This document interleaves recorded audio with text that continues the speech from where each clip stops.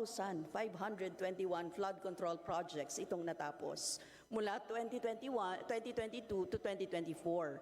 At may ongoing pa ngayon na 5,000 plus, Madam Speaker. Pero tuloy-tuloy ang pagbaha dito sa ating bansa. Kasama po yan sa speech ninyo, Madam Speaker. Anyari sa mga flood control projects na ito. Mula 2022 hanggang 2024, nagpondo ang DPWH ng lampas 500 billion para sa flood management program nito.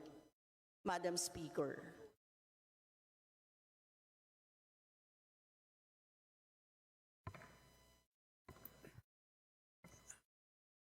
Well, alam natin na nagkaroon ng isang master plan for Metro Manila na nilabas noong 2012. Pero kung titignan natin ngayon, kung nasaan na tayo pagdating sa plano na yan, ay marami doon na medyo hindi natupad. Nagkaroon ng paglihis doon sa original plan. Kaya tingin ko kailangan balikan at this point in time. I share your frustration, Your Honor, Madam Speaker. At tingin ko ang NEDA naman at this point in time ay nung kami ay nag-uusap, sila naman ay handa nilang balikan yan. And of course, siyempre, sa ngayon ay, ayan, binabantayan talaga natin ang mga flood control projects. Base din sa mga ibang hearings, katulad ng COA, ang isang major problem is yung mabagal na pag-implement. Kasama dyan ang delays at low fund use. Yan ang naalala ko sa ibang hearing. Kaya sa tingin ko baka kailangan natin tanungin yan sa DPWH. Pero pagdating dito sa DBCC, as an issue para sa DBCC, tingin ko yun ang dapat bantayan ng DBCC, yung pag-monitor ng master plan and at the same time yung pagkakaroon ng master plan para sa buong bansa. Kasi sa pagkakaalam ko, meron lang na-adopt para sa Metro Manila. Pero pagdating para sa buong bansa, meron lang kasing river management plans para sa buong bansa. So meron tayong 18 river management plans. And for each of those, merong flood control chapter, kumbaga. Pero pag sinasabi mong isang buong master plan for flood control para sa isang bansa, sa ngayon wala pang ganon. So yan ang pwedeng tignan ng DBCC. May I remind the Honorable Brosas that you have 3 more minutes. Yes, thank you, Madam Speaker. Napaka-personal din sa akin ito kasi binabaha ako eh. Kaya kailangan ko itanong talaga, no? Kasi despite the DPWH flood management program from 2022, which amounts to 128 billion, tas 2023, 182 billion, 2024, 244 billion, talagang mapapatanong ka, Madam Speaker. Kasi bumabaha talaga ng todo-todo sa NCR, Madam Speaker. So, walang nangyari dun sa mga pondo na yun, seemingly. Anyway, Madam Speaker, bago po ako, 3 minutes na lang, Madam Speaker, pwede bang mag-extend siya? Appeal naman, Madam Speaker. Akala Be ko given sabi, 3 minutes. Madam Speaker, akala ko sabi mo appear kasi pareho tayong binabaha.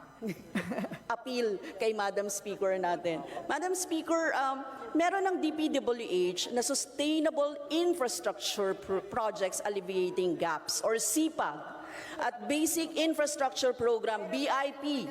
Basically, under this program's projects, it would include constructing roads, flood management, bridges, and even multi-purpose buildings. May existing programs na ang DPWH hinggil sa road construction, flood management, at constructing bridges.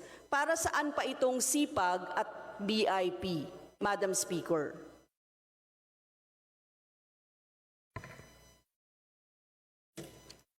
Ang SIPAG Okay, meron tayong CPAG flood mitigation structures, protecting public infrastructure facilities. This is for 2024, Madam Speaker, 40.52 billion. And for basic infrastructure program, which would include multipurpose buildings and facilities to support social services, ito naman po ay 57.69 billion.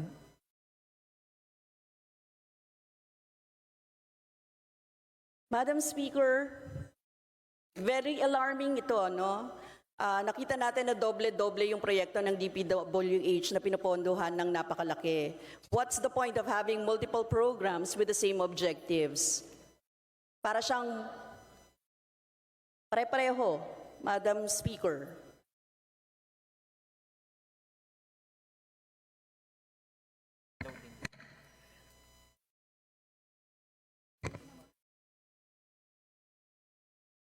Okay, so Madam Speaker, sorry, I stand corrected. Yun pong nabanggit ko po na numero kanina, ay yun pala po ay changes. So ang total proposed under CPAG for 2025 is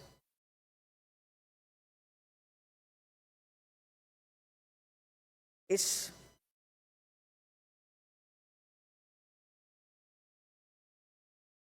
897.6 million. And for basic infrastructure program, which would include evacuation centers na kailangan natin ng mga binabaha, Your Honor, 184 million. So, itong mga facilities na to ay masasabi natin naman na very useful, lalong-lalo na sa mga binabahang mga lugar. Madam Speaker, Your Honor. Madam Speaker, siguro yung mga multiple programs, no? Kaya ang tingin po natin may pare-pareho dito. And Madam Speaker, can I request specifically for the accomplishment report of CPAG and BIP, Madam Speaker?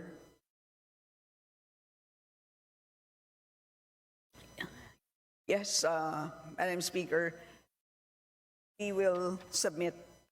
Yes, thank you, Madam Speaker. Today, Madam Speaker, no? Kasi Yes po. kumpleto naman na yan. Thank you, Madam Speaker. That's the last of my questions sa DBCC. Madam Speaker, yung ibang questions sa NEDA at saka sa DOF pa. Thank you very much, Madam Speaker. Thank you, Madam Sponsor. Salamat po. Thank you.